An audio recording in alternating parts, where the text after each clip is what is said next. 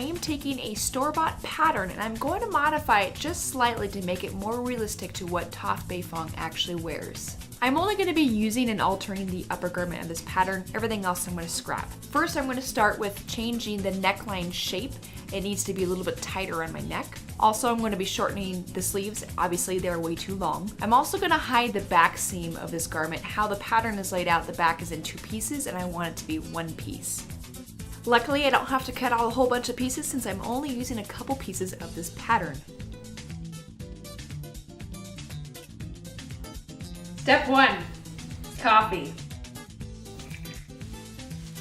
So if you decide to spend the extra time to drape your pattern onto your dress form, you can totally do that. There's nothing wrong with that. The reason why I'm doing this is because I'm pretty sure this pattern does not fit my actual body shape, and I'm probably going to have to do some adjustments regardless. Knowing how to read a pattern is actually very key to help you properly execute the pattern.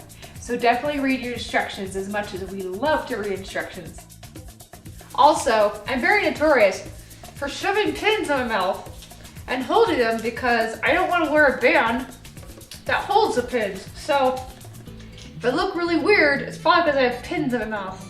This is actually the first time I'm ever using a pattern. I've always made things from scratch, but I know how to actually read a pattern, so I wanted to double check and make sure everything was aligning right. So from what I can tell, this front piece I'm not going to have too much trouble with. I'll probably have to adjust the outfit because of this back piece. The shoulder line I have lined up on top of the shoulder, and I have the waistline here lined up with this front piece, and still I have some extra poof. So we'll see how this one goes. So how do you modify your pattern? Well, there's actually many ways to do this. This is just one way that I am doing it. To exaggerate this neckline, I am going to take some sandwich wrap tissue paper and place it on the dress form, draw my line, and then make a spot on the pattern and on this tissue paper to mark where I have it so I can line it back together when it's time to cut the fabric.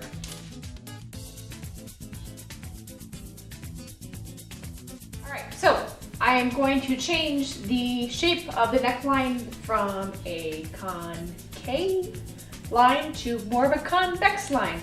So the purpose of this is to make the neckline more exaggerated because I want to match her cosplay as best as possible. Don't forget to prep your fabric. Before you put it in the washer and dryer, a trick to prevent extra fraying is to use a serrated scissor. Here is a little demo between both scissors to show you how much fraying does occur when you rub on the fabric for a few seconds.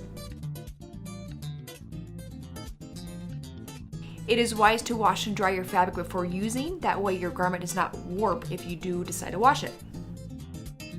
When laying out the fabric and the pattern, make sure you have the grain line in the correct direction from what the pattern requires. I am also lining this fabric to make it thicker and more opaque, therefore I am cutting out double the amount of pieces to put together.